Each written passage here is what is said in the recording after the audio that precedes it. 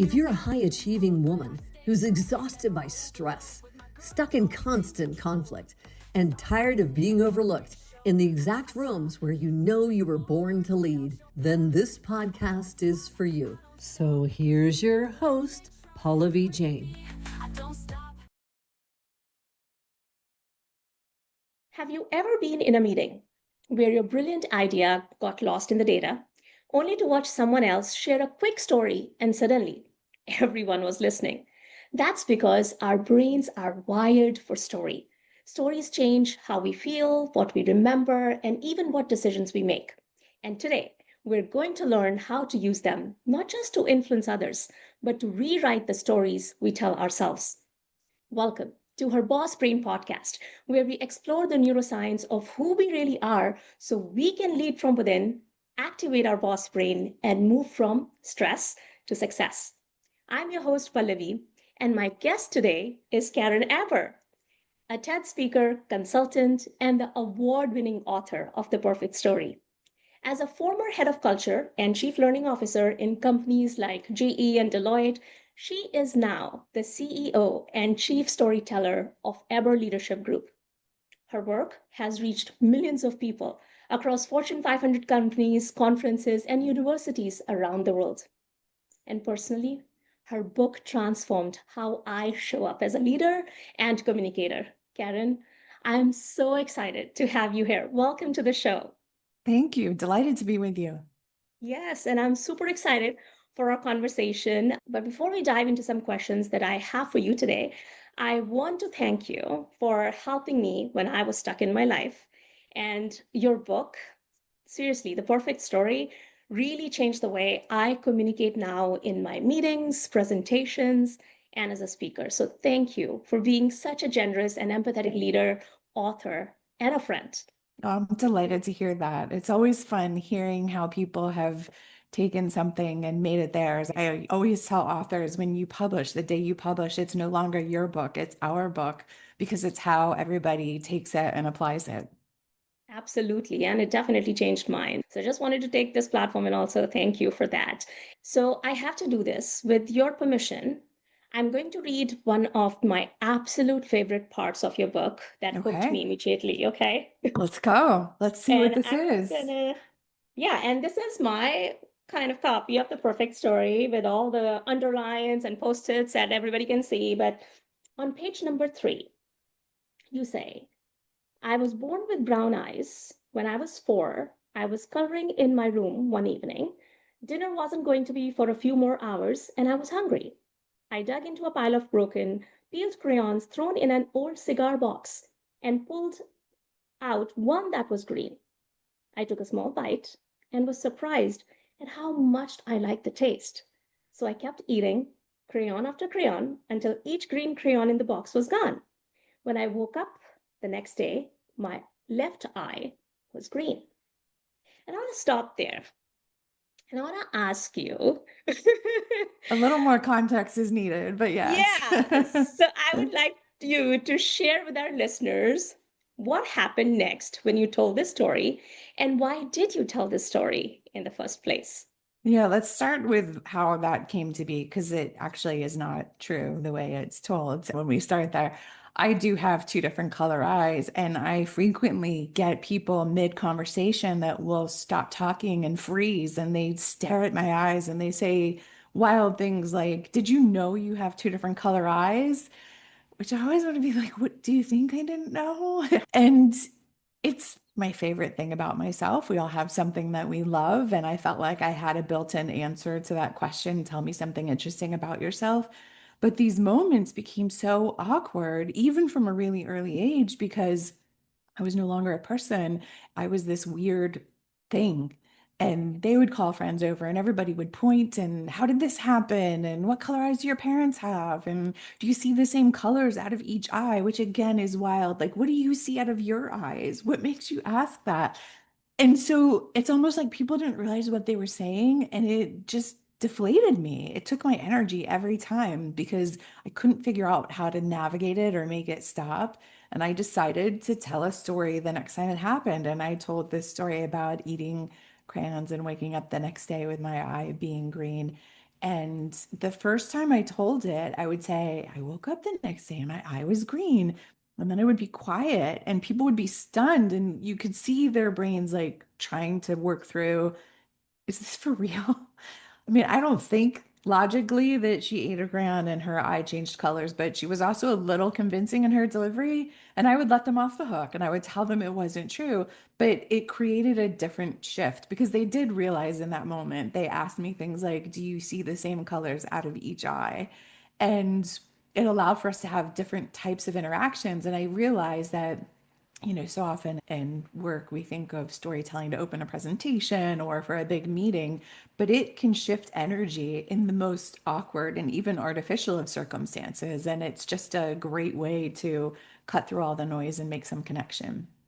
Thank you. And I know you mentioned in the book that you no longer also felt exhausted with this question. So is it right to say that really you weren't just telling others a story, you were almost reshaping how you saw yourself and how others saw you?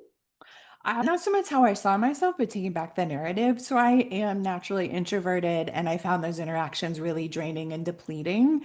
But I think also we get depleted very quickly from our energy when there are things that don't align with what we value or that we just detest.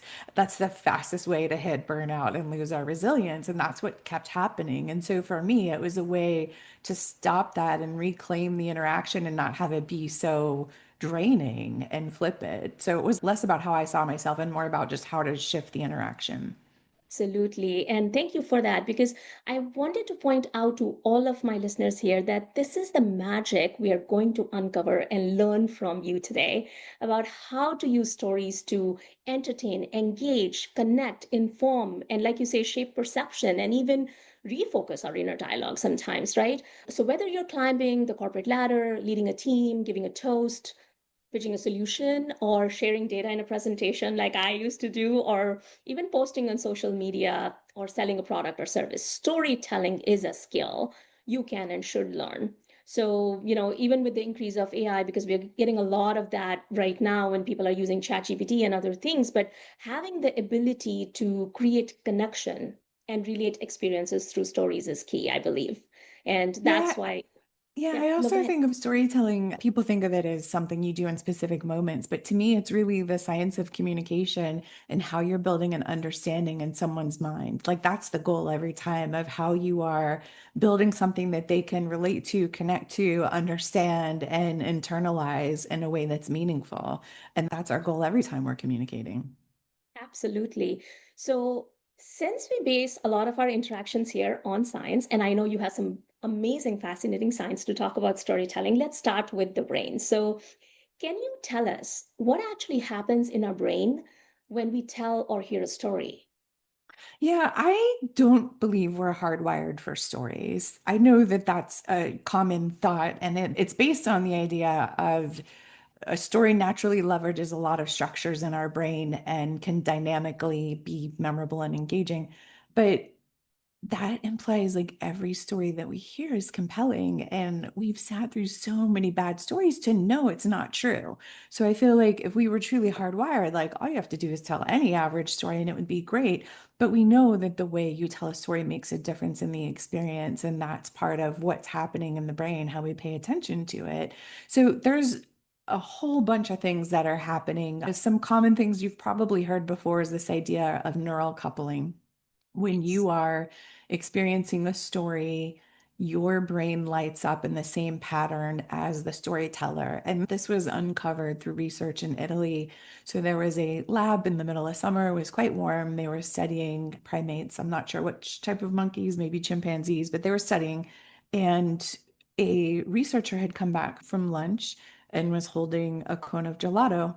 And the monkey who was hooked up to all the telemetry was watching him eat it, and his brain started lighting up as though he was eating the gelato himself. And so it got them to say, well, that's fascinating. How can his Yeah. brain be mimicking something he's not doing? And it led to all of these different studies where you can put people in MRI machines and see that even if you are listening to someone recount a story, you still see that same activity because as you experience a story, your brain has a version of that story running in there. So if that story has a lot of tension, if it's like a horror film and you feel your heart rate increase, that is because you have adrenaline and cortisol being released. If you get a wave of goosebumps, it's because you're getting some of the serotonin and the dopamine in there and oxytocin released. And so that at its most functional level, stories allow for you to experience this artificial reality where you feel things that you may never have lived, but your brain is allowing for you to be in that as you're listening to the story. And so that's why your heart races as you're sitting on your couch watching a movie, even though you're, not the characters on screen. It pretends that it is. So that's one big thing. Another big thing is that as you're listening to someone share a story, you develop empathy towards the storyteller. So think about those days you've been able to grab a meal or maybe a coffee or tea with someone, and you start just talking about your life or your professional path, and you get to go a little bit deeper than the how are you doing today? How's the weather? Let's start the meeting. As you learn more about each other, you feel compassion and empathy towards each other. And that leads to oxytocin being released in your brain, which that's the bonding neurochemical, can't fake it, but it is the silent signal in the brain that says this person feels safe to be around. So this is why when teams have offsites and you come away feeling more bonded, there's a reason for that. It is a neurochemical shift that happens. And a great story can do that, where you feel like your brain almost says, wow, this person trusts me enough to share this, even if it's not the most vulnerable thing ever. But it creates this neurochemical shift and release of oxytocin that allows for different types of connection to happen. Amazing. That's so fascinating. And I can see how leaders and people who are trying to influence others or try to influence decisions or even create that empathetic connection with their teams, how powerful storytelling could be for them in their day to day, right? And I know you also mentioned that we remember what we feel, right? So, do you want to unpack that a little bit more? Because I felt that was so fascinating just to realize that, how it really changes the brain chemistry and what's really happening in your brain and your memory, right? And when as you remember what you feel. Yeah, there's a couple of things that are happening, and there's this great book of The Body Keeps Score, but it's actually not the body, it's the brain, because it's our brain that experiences sensation and feelings and emotions and pain and joy. And that's what remembers. That's where the hardwiring comes in, where you have an experience and it's stored. So, what happens is you're taking in information through your senses is your brain stamps them with emotions. So think about when you take a photo on your mobile and you sweep up on it, stamped on that photo is the date you took the photo, the time, the location, the f-stop, aperture, like everything you would need to recreate that photo is automatically stored on it. And you didn't have to do anything other than press that button. Something similar happens as you're having experiences. They get stamped with emotions and stored in your long-term memory. And we've seen research where there are different scenarios where people will be in MRI machines to measure their brain activity, but they'll be presented with different choices. And there are different studies where they can actually see neurons traveling in the direction of the choice that the person's going to make before they're even aware of it. Because once these things are stored in our long term memory and they're stamped with emotions, our brain scans all of that to make predictions. So Mhm. we're not reacting to the environment around us, we're making predictions. The faster we can make a prediction about something, the faster we can conserve calories. So predictions are everything from how do I set my foot when I'm walking? How do I navigate stairs? What is happening around me? The body wants to make predictions because that's based on your long-term memory, your experiences, because the odds are good. Your predictions are probably about 80% right. If it gets it wrong, it course corrects and you have to learn something new. And so these predictions are based on your long-term memory. So the same thing that happens when someone puts up a chart of data and you're trying to make a decision about it or interpret it is that your brain is making predictions based on your experiences. And what a great story is going to do is it wraps the information with emotion and it informs it as it's being stored into your long-term memory, and it helps shape your future predictions, even on things you may have never done before. So, for example, the opening of my TED Talk is a story about a woman that drops her phone down an elevator shaft. And the number of messages I have gotten from all over the world of people that now hold their phones differently when they go in elevators for fear that they're gonna, right, exactly, that you're gonna drop it. I did that. Like after hearing your TED Talk, every time I go into the elevator, like it reminds me even of your TED Talk and you, because just Right, it created that micro moment of, okay, anytime I see that gap in between right. the elevator and, Right. yeah, But you didn't drop your phone, but it's changed your behavior. And so that's right. what a story can easily do. And the reason that it changed your behavior is you heard that story and you thought of the discomfort of losing your phone, having to replace all of those things. How do you retrieve it? And it just felt so overwhelming to your brain based on whatever your experiences were that as your brain was stamping that emotion, it was like, do not do this. And so each time you see an elevator, your brain is like, oh, we're making a Yep, prediction here. Hold your yep. phone tight. And that's like a simplistic version of it, but that's what happens. And where a great story can help build an understanding and provide information that people understand. The flip side of this, there's research from Antonio Damasio, who's a neuroscientist who studied patients that had brain damage where they were fully functioning, they had tumors that were removed, and it did not impact their ability to eat, think, have jobs, drive, have relationships. All of that was regular. But the one thing they couldn't do was experience emotion. So if you showed a really gory photo that you or I would cringe at, their emotional affect was completely flat and they had no reaction. And because of that, they could not make decisions. Even simple things like, are you going to sort your computer files by name or date? Like they could not make decisions because as the brain's going to make predictions, there's nothing stored, there's nothing stamped with emotion to Wow. inform those predictions. And so it's not that they didn't have long-term memory, it's that they didn't have the emotional piece that is used to help inform those predictions. That is incredible. That's incredible. And I know I call that the brain is like your anticipation machine. And, when we're working on some of the leap from within programming too, how your long-term memories really impact your decision and your perception in the current moment. And it's fascinating to see how storytelling, just the art of like you say, building the right story, telling the right way, how it can really impact some of this memory cognition, which then impacts your perception. It's really fascinating. And that's the reason, like, when I understood this science and how you explain it in your book and your workshops, it really fascinated me because there's just so much integration with our day to day life of how stories really impact us and how we Well, show up for others around us, right? yeah, and So, there's a lot of people that love to talk about storytelling. They don't talk about this, or they'll just say neural coupling or we're hardwired for exactly. story. But it's really important to get into what is happening in the brain, and more importantly, what do you do with that? Which is what I really dig into in the book to help people recognize certain choices you make will impact what the brain experiences. Absolutely.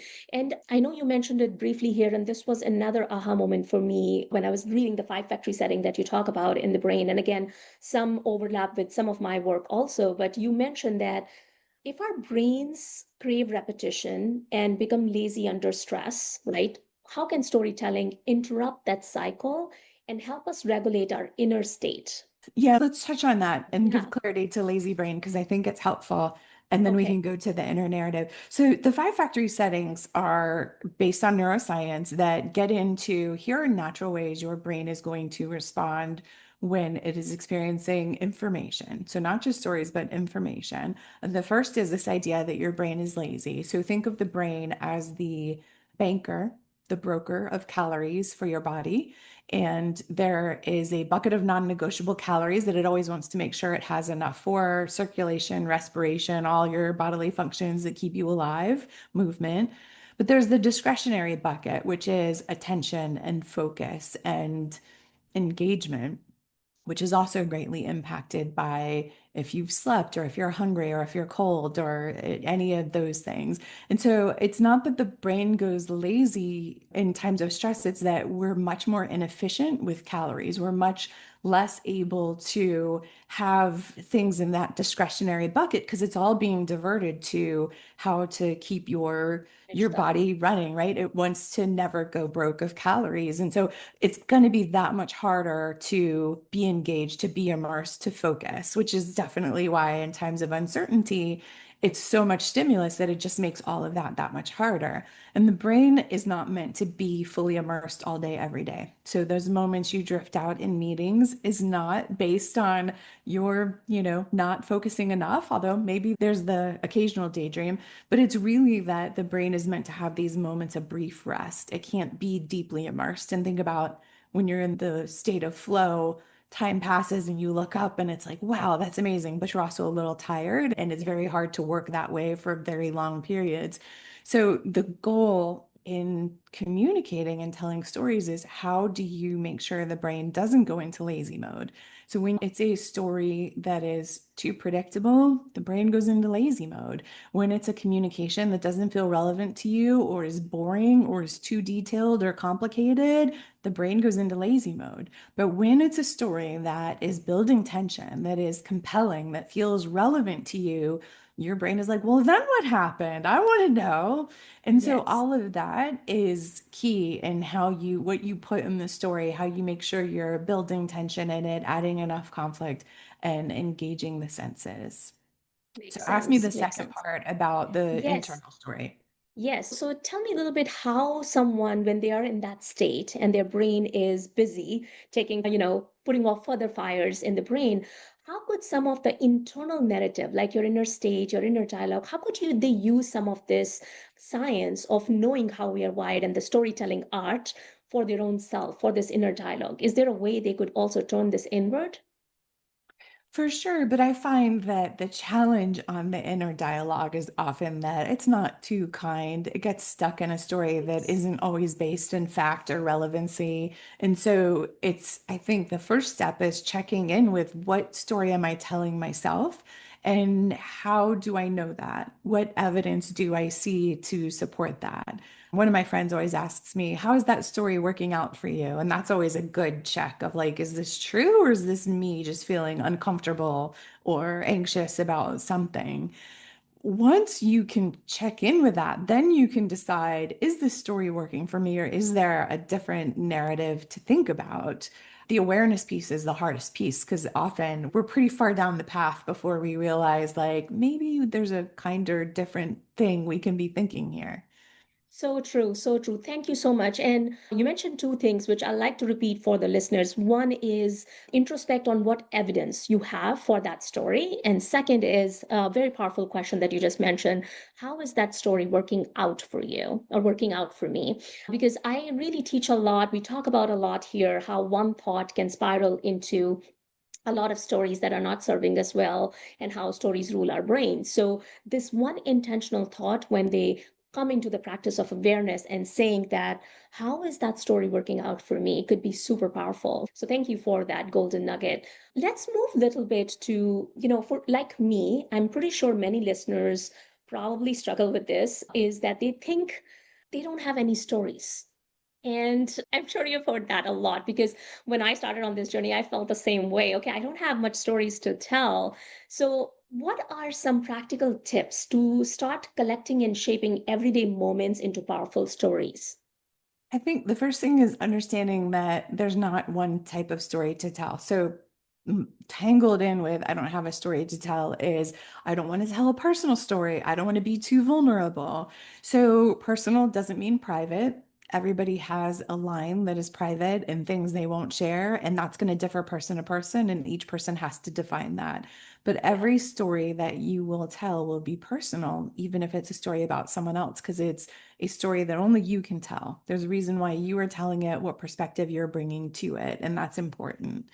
The hard part is starting from a blank sheet of paper and thinking about what is a good story to tell. And I don't suggest you start from a blank sheet of paper.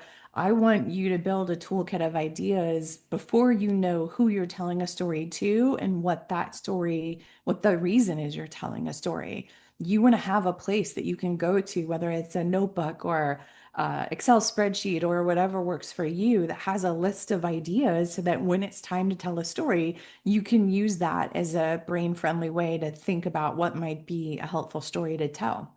To start that list, you need to give yourself some time, sit in a different chair, get a favorite drink, grab something to write with, and start working through a bunch of different prompts. Think about your personal experiences and your first job, the first concert you went to, something you should have gotten rid of, but you just can't bear to part with it.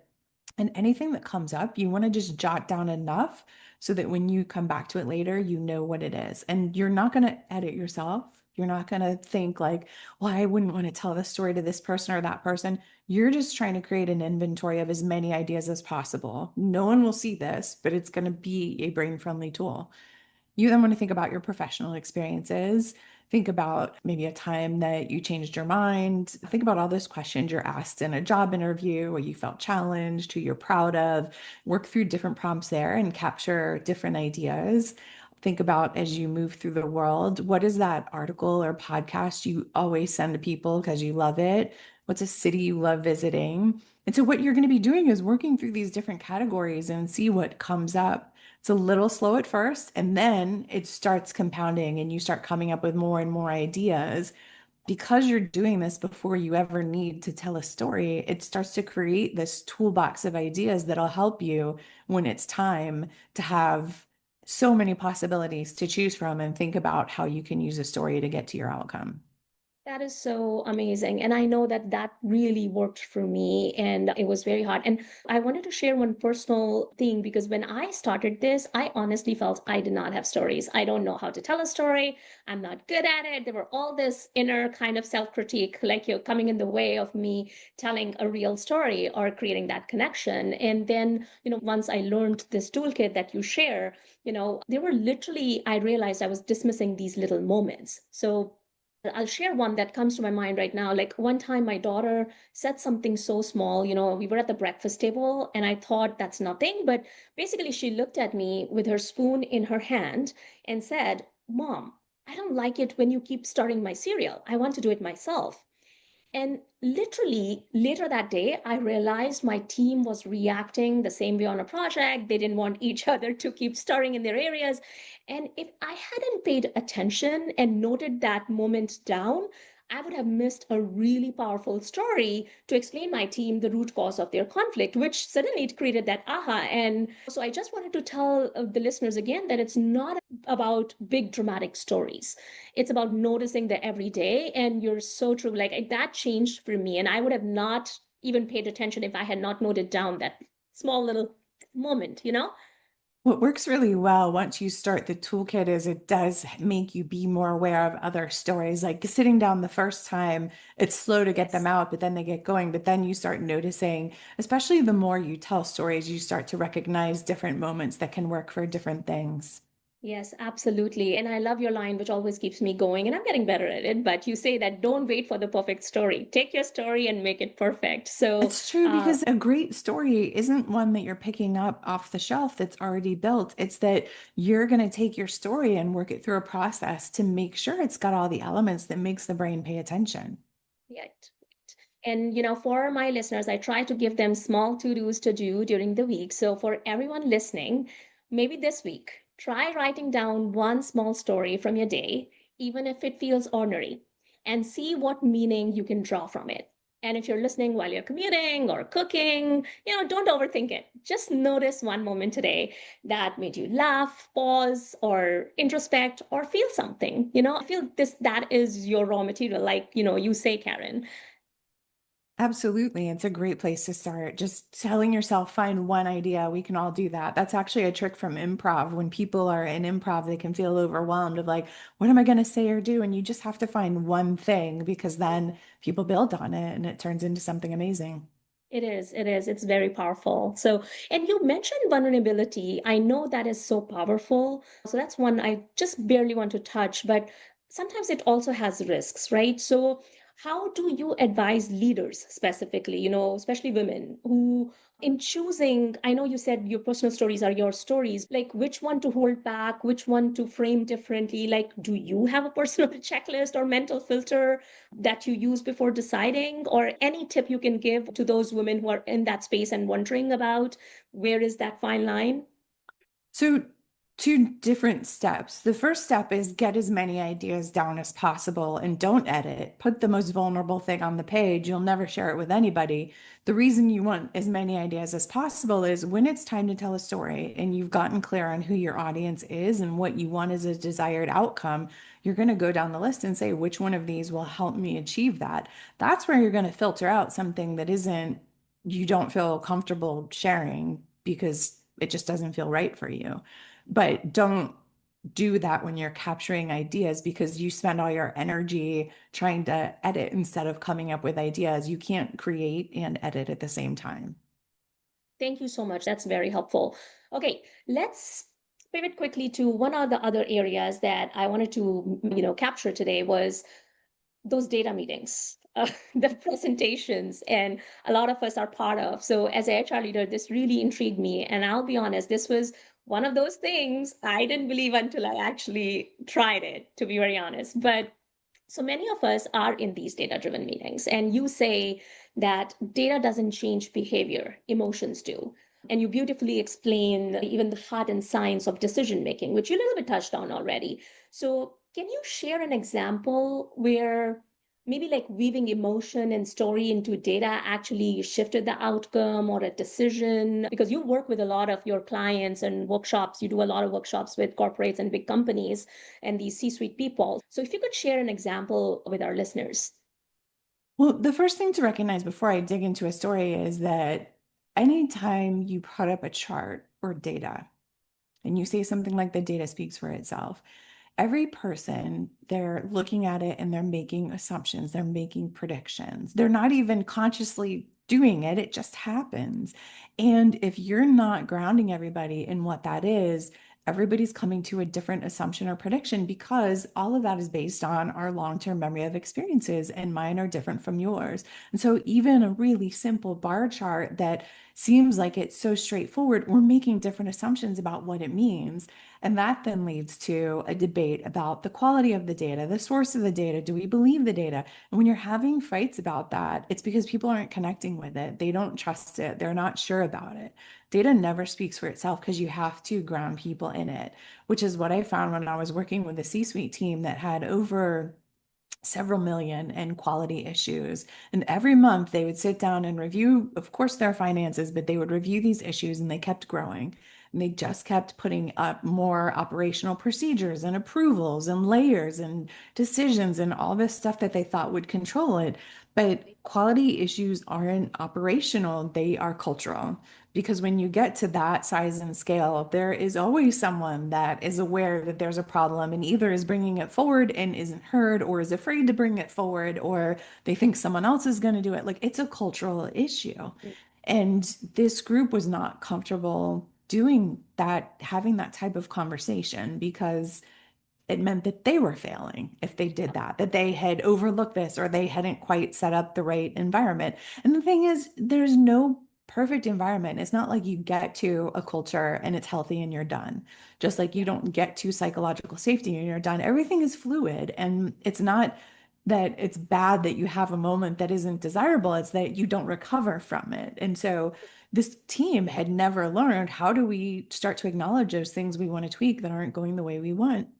And I decided not to go in with more data, pushing all of the quality issues, but instead to share with them the story that NASA has often told about their Apollo, Challenger, and Columbia disasters, where each tragically ended in the deaths of astronauts. And each, in the after action reviews, had found that there were people that were aware there were problems, and either they came forward and weren't listened to, or didn't come forward, or thought someone more senior was going to move it through. And so, as I went through each of those things, what happened is the defensiveness of the group lowered because they realized clearly NASA never wanted to have these tragedies. They weren't trying to be mean or cruel or terrible, and they still happened. And they realized like this does happen. And so that day we were able to get to a different conversation that got away from operations and into more of why this is happening, because the story allowed for us to crack open their hearts a little bit, get some oxygen in there, and make it okay for them to be vulnerable, and make it okay to say, we may be getting this wrong, let's look at it differently. and data, when you have really contentious topics, it's almost easier to tell a story about a completely different topic because they'll connect with it emotionally and land the takeaway than trying to get there through the numbers themselves. That is so powerful. Wow. I can imagine the shift in the room as you told the story and, how people connected and felt like, okay, Yeah, you know, it was really an amazing moment. yeah, yeah. And you also mentioned that start with your audience, not your story, which was very powerful for me personally, because I think as somebody who is very passionate about some of my subject matter and the things that I talk about, I get too sometimes tunnel vision into what I want to talk about and what's important to me. And you completely miss the opportunity of really connecting with your audience if you're not starting with the audience. So what does that look like in practice in your, I don't want to paraphrase because you're the expert. So what does that look like in practice for a leader, when you're walking into a conversation, either with your boss or your partner, or even in a client meeting? How do you keep that perspective and how do you think of a story from your audience in mind? Recognize that any story or communication is always going to start with the audience, even when you already know what you want to say. You need to start first with who is this that I'm speaking with or communicating with? What is it I want them to come away thinking and feeling? What is it I want them to come away knowing and doing? What is their mindset today about the things I want to talk about? And what might be an obstacle in getting them to what I want them to know, think, feel, do? It's a quick 5-minute exercise, but you have to start there because Yeah. you have to think about who they are and what you want them to experience. Too often, leaders come with, here's my message, here's my story, and Yeah. they just push it out and overlook that. And then they send the audience's brain into lazy mode. And so, anytime you're communicating, you want to take a few minutes to ground yourself in that, especially when you already know what you want to say, because it shapes how you then build your message. That makes sense. That makes so much sense. And that also, when, again, that makes me realize 10 years ago, I was one of those leaders. But Everybody does it in different yeah, moments. but there's one other thing which I think it's important to cover is what about when there is a conflict or mistrust where you're telling a story, or, how can storytelling help repair relationships sometimes or shift a difficult conversation? I mean, you mentioned a little bit about the culture issue. It was a difficult topic that you had to talk about when you were telling us the story about the NASA, how you pivoted from data to actually telling a story there and they connected. But what if there is a personal conflict with somebody or in a relationship? How can you use storytelling and the science and art of it? Because the truth is, 85% of us are in constant conflicts, either at work or at home, which is part of the stress and burnout and exhaustion that's created because relationships is really the third leg of well being, right? Or resilience. So, how can we also use this art in situations like that? Well, first, it's definitely starting with your audience and getting some appreciation for what they might be experiencing and what they might be thinking about. Sometimes one story won't get you all the way there, but it can start to create that empathy. What stories can do is help share a little bit of perspective, but you have to deliver it in a way that feels meaningful to the person. There's interesting research on negotiations that say if you share just a little bit of what you're trying to do or why you're trying to do it, it can lead to a better outcome. But there's a balance there because you can easily go too far and people feel like you're taking or it's selfish. But it's in general, you want to use it to create empathy, but also to not just share the story you want to share, but to seek the story of others because you'll then understand what they are experiencing as well. And it leads to just different insight. So when I am doing offsites for C-suite teams, we will intentionally pair up people that are experiencing conflict and give them a few prompts to have some conversations about. And it doesn't resolve it 100%, but it moves them so much closer and gives them a starting ground to continue the conversation. That's amazing. That's amazing. And have you had an experience yourself ever where you told a story and it didn't really land the way you thought it would? And did you regret it later? Oh, all the time. There's sometimes that I'm telling a story in the moment and I haven't quite worked out all the details. And in my head, I see it one way, but the experience of it isn't the same. But it's no different than you hear a comedian tell a joke and you don't Yes. really laugh. You're like, not for me. But you generally don't come away thinking like they are the worst comic ever. You just Yes. like you don't expect everything to work. I think it's important to experiment and try some things because not every story is going to work. Sometimes you need to tweak it. You need to think about the audience, and sometimes it's the environment. I do keynotes on big stages. Sometimes the ballroom is really hot or really cold, or the last speaker ran really long, and there's all these things out of your control. I just like learn from it and move forward. Yeah, thank you. And I think that was so important for our listeners to hear because, one, practice is only going to make you better as you practice this muscle of telling a good story, engaging story. And also, there are no mistakes in telling a story. It's like any other communication or conversation that you can have with somebody, and sometimes it can just fall flat, and that's totally okay. Yeah, the only mistake is if you're just coming with that story you want to tell and you're not thinking about your audience at all. That's really Yes, the only mistake. The other yes. things, like not everything will resonate, but notice what does.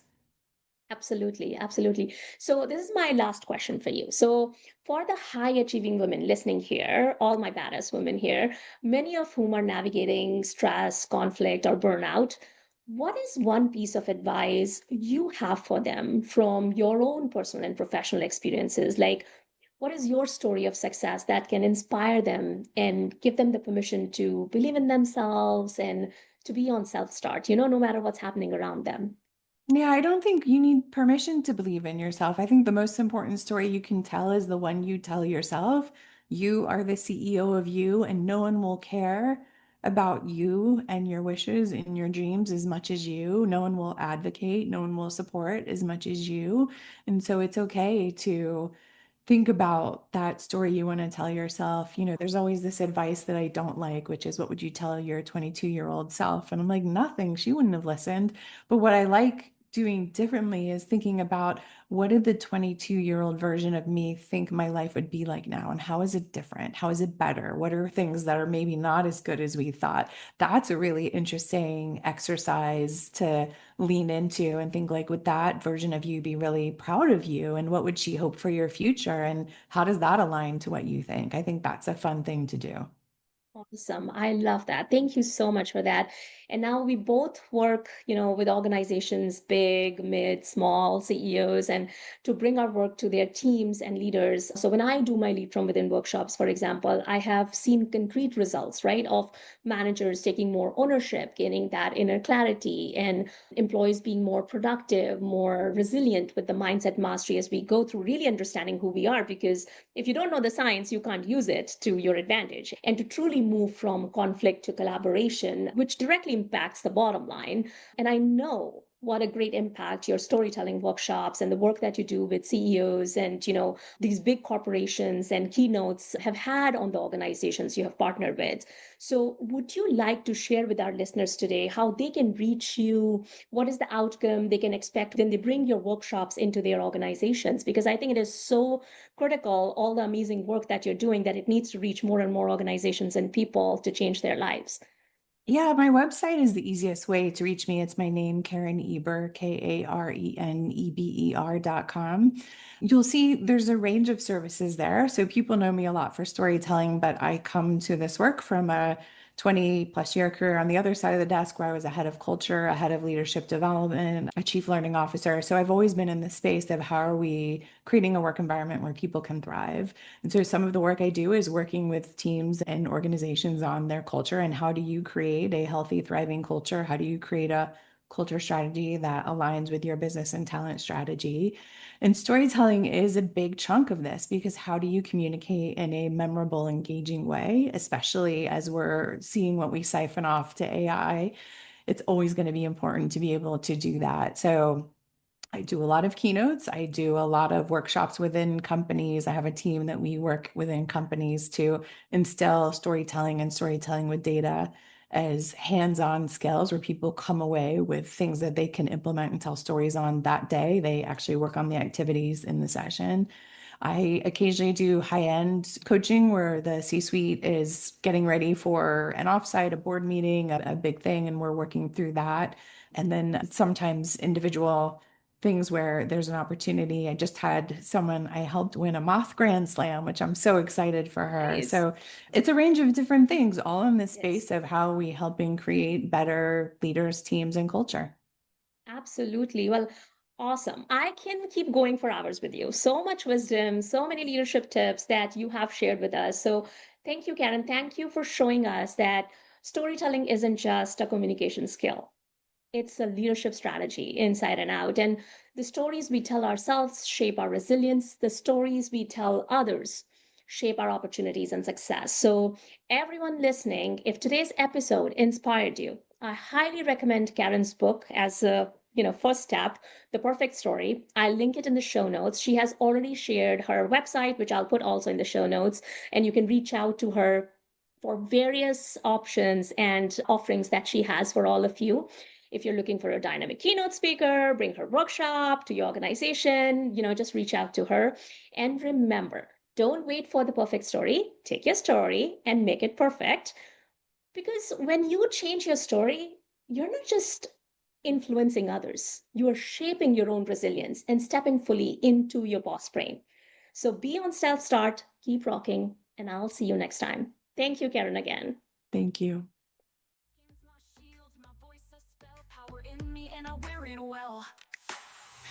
So that's it for today's episode of her Boss Brain podcast. Head on over to Apple Podcasts, iTunes, or wherever you listen and subscribe to the show. One lucky listener every single week that posts a review on Apple Podcasts or iTunes will win a chance in a grand prize drawing to win a $25,000 private VIP day with Pallavi herself. Be sure to head on over to her bossbrainpodcast.com and pick up a free copy of Pallavi's gift and join us next time.